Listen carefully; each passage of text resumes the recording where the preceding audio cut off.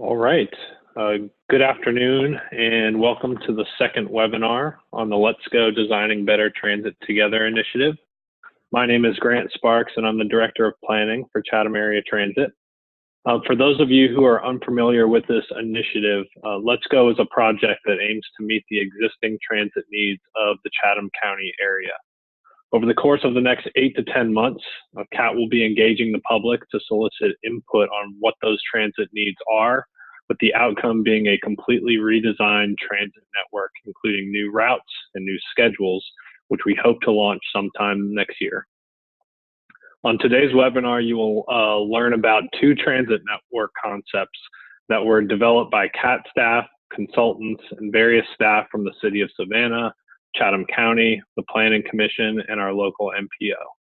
These two concepts were developed with different goals in mind, one being to maximize high ridership, and the other to maximize high coverage, and they should not be intended to be proposals, but rather illustrations to show members of our community what our transit network could look like if it pursued one of these goals. So with that, I'd like to introduce our speaker, Michelle Poirot, who is a senior associate at Jarrett Walker and Associates, who is our lead consultant on this project. Michelle? Thank you, Grant. I'm Michelle Poirot, and I am a specialist in designing bus networks for cities just like Savannah and counties just like Chatham County. And so CAT has asked for my help figuring out what kind of network they should be offering to the community. In this little presentation, I'm going to explain a big picture reason why the right thing for CAT to do isn't obvious, and why the right thing for CAT to do isn't something that I can tell them as a technical expert, but rather something that you as the community need to tell them. And then I'm going to introduce these two network concepts. There's more information about the network concepts available on the Let's Go webpage, and I encourage you to go look at it there. And then also there is a web survey out right now, which I hope everyone will take, that asks for your response to the two concepts. So here we go. Oh, I should also mention, we are interested in taking questions. So if you have any questions, use the Q&A function in your little webinar tool. And Denise Grabowski, who is my colleague working on public involvement for this project, she will be either answering your questions in the Q&A tool or reading them to me at the end of the presentation. Okay, here we go. So if you look over the past 7 or 8 years at how many people have been riding CAT buses, you can look at total boardings on buses. What you see is that it's been going down since about 2012. And it's certainly a source of concern when ridership goes down, especially if it goes down fairly steeply, which it has been here. As you can see over the last 3 years, ridership went down 3% and 10% and 11% each year. So that's a reason for CAT to ask, are we still doing something that's relevant and valued for this community? But it's also important to look at how much ridership changes relative to service, because CAT did cut service in the past couple of years. And of course, you can't ride a bus that isn't there. So we would expect when you cut service that ridership would go down. We can look at ridership relative to service levels, and we call that productivity. So if we look at productivity, it's much flatter over the past 7 or 8 years, but there's still some decline over the last couple of years, going down 5%, 9%, 5%. So still a source for concern. What this means is that for every bus and driver that CAT puts out on the road, for each hour that bus and driver is driving around, fewer people are coming through the door. Fewer people are finding that the service is useful and relevant in their own life. If we care about high ridership, if we're concerned about falling ridership, then we would say to CAT, you should follow the ridership recipe. Here is how you will get more ridership relative to the amount of service you're putting out. The ridership recipe is frequent, long span service. That means buses are always coming soon, and buses are running when people need to travel. So if they work from 3 p.m. to 11 p.m., maybe they work in a bar or restaurant, the bus is running when they need to travel. And they don't have to wait very long to use it. and it doesn't deliver them to their job much earlier than they want to be there. That's what you get when you have frequent lines that run all day, all night, and all week. So that's the first ingredient of the ridership recipe. And the next ingredient has to do with land use. You put your frequent long span service in places that are dense, which means lots of people nearby, walkable, which means people nearby can actually get to the bus stops on foot, linear, which means you can run bus routes that feel direct to through riders, and also close to one another, because in transit, distance is time and time is money. CAT's costs are mostly related to how much time their buses are on the road, and the farther they have to drive to reach 100 people or jobs, the more it costs them to get those 100 people on the bus. So places that are dense, walkable, linear, and close to one another are the places where there are lots of potential riders who can get to the stops. The CAT service can feel direct and therefore satisfying and fast to those riders, and it doesn't cost CAT a lot to get to each of those riders. And finally, the last ingredient in the ridership recipe is that those lines form a connected network, which means that CAT isn't just helping people ride a single bus line up and down, but actually people can use the entire network to go many different places without very long waits reliably. But is high ridership what we really want? Is high ridership what you really want for your community? Because this is not a given. We know how CAT can get higher ridership, but the things they would have to do to get higher ridership may not be appealing or valued by this community. Here's an example in a fictional place. Imagine we have this little town. Say we've got a little city, and the map in the bottom right hand of the screen is part of the city. It's a quarter of the city. We've got these two main roads going through the map, and those little dots are people and jobs and residences and stores and so on. And all that activity, all that density is clustered around those two main roads. Now, on the side roads, there are still some residents and there are some jobs. There's a little bit of activity out there, but it's just not as dense. You would drive down one of those roads and you have to go a much longer distance before you pass 100 people or 100 jobs and all those potential riders. In this area, we have 18 buses. That's our budget. Transit agencies are always operating within a constrained budget, so all we've got is 18 buses to cover this area. How should we allocate our resources? Well, if the directors of this transit agency said, absolutely maximize ridership within our budget, that is our overriding goal, make this service as relevant as possible to the people in the city so that they ride it in large numbers. If they said that, we would design a network like this. We would maximize ridership, which means choosing which markets we enter based on where we think transit will attract lots of riders. These straight lines offer density, they offer walkability, and they offer a direct and efficient transit path. If we focus all our 18 buses on those two roads, the service is always coming soon. Lots of buses assigned to a route means that that route is coming frequently, which means people don't have to wait to use it, which means lots of people are interested in using it because they're busy, they don't have much time to wait for a bus, the bus is always coming soon, they're more likely to ride it. So the way that we would talk about this network is we would say it has high ridership and high productivity.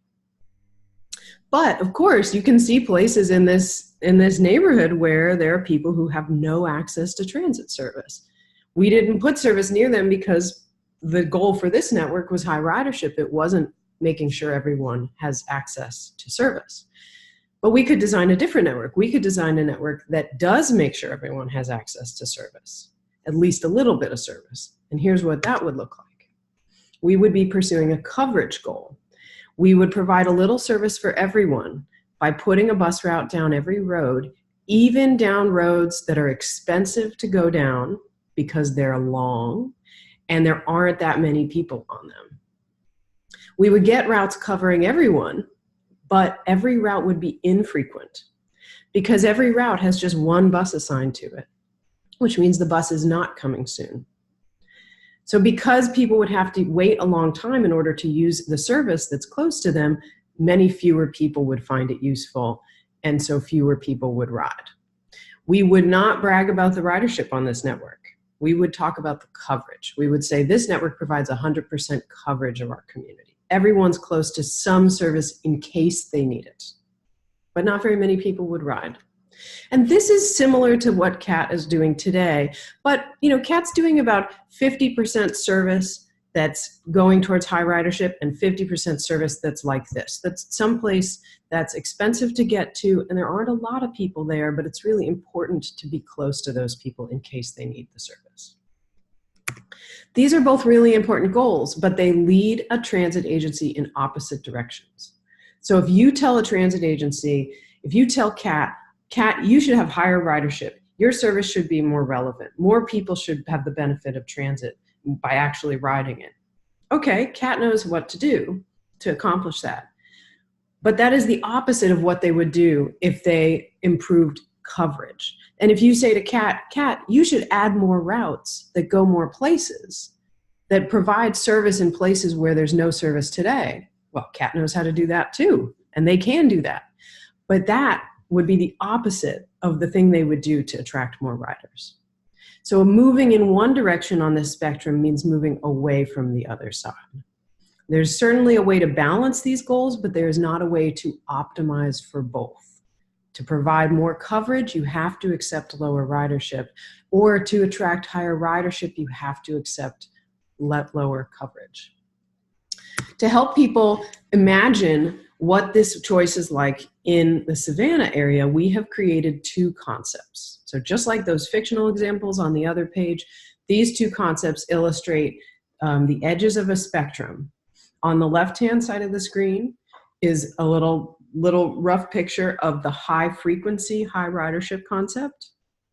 This would have CAT spend about 90% of their budget on services that get high ridership relative to costs, and about 10% covering places where there isn't high ridership or it's expensive to get there, but it's important to be there for social reasons. And then the high coverage concept is very similar to the existing network with some differences. About half the budget is spent on high ridership services and about half the budget covering places where there aren't very many people, but the people who are there really need the service severely. So the question for the community during this phase is, where should CAT be on this spectrum? And I'm going to now just give you a little intro to each of these concepts. The high coverage concept would offer shorter walks, service in more areas, a familiar network, and at least minimal service close to more people. So pretty similar to the existing network. I don't expect you to be able to read this map closely at this time, but it is available in the Network Concepts report that's on the website. This is a map of the high coverage concept. The really important thing to know is that the colors of the lines stand for frequency. They also relate to span, to the hours of operation each day. So light blue lines are a bus coming once an hour. Dark blue lines are a bus coming every 30 minutes. And red lines are buses that come every 15 minutes or better. And in this network, in the high coverage concept, only 2 lines come every half hour, on Abercorn and on Waters. Every other route just comes hourly. The DOT services, the frequent downtown shuttles, are still there, but those are the only frequent services in the system. On the next page, this is about the high frequency concept, which is also called the high ridership concept. The high frequency concept would offer shorter waits, more hours and days of service, better job access within a reasonable travel time, quicker transfers between routes, and higher total ridership. The high frequency concept map has many more blue lines, buses coming every 30 minutes, and more red lines, buses coming every 15 minutes or better. The 2 frequent lines on here in red that are not in the high coverage concept are on Abercorn between downtown and the Savannah Mall, and on MLK Boulevard between downtown and 52nd. So those are places where someone could use transit without a long wait. And in the case of the service on Abercorn, they could use frequent transit to go quite a long distance. All the other routes come every 30 minutes. And there's just 2 routes that come hourly. But as you can see, there are places that are served today that would have no service at all. So the way that CAT would add frequency to these routes and add longer hours of service is by cutting service in places where ridership is low and costs are high. It's important to know about the time dimension of these networks. So in the high coverage concept, routes are less frequent, they also run shorter hours. This is a table that shows for each route in the concept, how many hours does it run each day on weekdays, Saturdays, Sundays, and at what frequency. And again, I don't expect you to be able to decipher it right now, but it's available on the website in the Network Concepts report. And this is a table for the high frequency concept. There are many fewer routes, but they run much more frequently. And also, every route has the same frequency 7 days a week. So the 15-minute frequency service on Abercorn and MLK is there weekdays, Saturdays, and Sundays. The 30-minute frequency on most of the other routes is there weekdays, Saturdays, and Sundays. And there's a little more night service in this concept than in the other concept. I want to show you a little demonstration of why frequency matters so much. This blob shows where this little lady could get in an hour from the intersection of Middle Ground and Abercorn. So the area that's in blue is where she could get in 30 minutes, in turquoise is where she could get in 45 minutes, and in pink is where she could get in an hour. And this includes all of her waiting time and all of her walking time. This is where she could get in the high coverage concept, very similar to where she could get in the existing network. So she can get to Savannah Mall in 45 minutes. She can get to downtown in an hour. And she can get just a little bit up Abercorn to the north in half an hour. Here's where she could get in the high frequency concept. She could get to downtown in 45 minutes. She could get to Savannah Mall in half an hour. She can actually get out as far as Skidaway Road in 45 minutes and much farther down Skidaway in an hour. So she can reach a lot more places. I'm going to go back and forth so you can see the difference. And the reason that she can get farther is because she spends so much less time waiting for the bus at Abercorn and Middle Ground that she has more time to keep riding and get to more places. And this is why the high frequency concept would result in higher ridership, because so many people would find that they can reach more jobs, more services, more social opportunities, whatever they value, they can reach more of it with less time. They can't go everywhere, but they can go a lot of places they need to go in much less time. Please visit the website for some more information. If you go to letsgo.catchacat.org and click on resources, you'll be taken to this section where we have some documents from the last phase. And as you can see from the last webinar, we also have this summary of public input on choices. So that's a summary of public input from the last phase. You may find that interesting. And then we have the Network Concepts Report, which I've been referring to. If you want a closer look at these maps, if you want a closer look at the tables that describe each route's frequency and hours of service, as well as some of the analysis that explains how these would affect ridership, how these would affect how many low-income people have access to service, how many minority people would have access to service and access to jobs. That's all in the Concepts Report. As well, this is the place where you would get to the survey. If you go to this website and click on Get Involved at the top, you will be taken to a link to the survey, which we hope you will take. If anyone has any questions, I'm happy to take them at this time. I'd also like to mention that you can go to the libraries for the next couple of weeks, and there's a big visual display. So that's another place you can get additional information. Denise, do we have any questions? We do not currently, so just as a reminder, if you have a question, if you go to the bottom of your screen and hover your mouse, you'll see a Q&A where you can enter your questions there, and we're happy to take those. Denise, in the meantime, will you just tell us a little bit about where the pop-up events are in the next couple of weeks? Sure. So in addition to having the information available in the Live Oak public libraries that are within CAT's service area, so just for clarification, that's Bull Street, the Carnegie Library, Forest City, Islands, Oglethorpe Mall, Port City, Southwest Chatham, and WW Law, and West Broad. So make sure you visit the library to learn more information, and make sure you check their website to get their hours of availability. In addition, we have a number of pop-up meetings that we are hosting throughout the community. Earlier today, our staff was at Savannah State.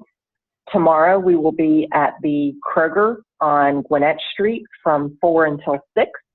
Also tomorrow, we will be at the Moses Jackson Advancement Center from 10:30 a.m. until 1 p.m.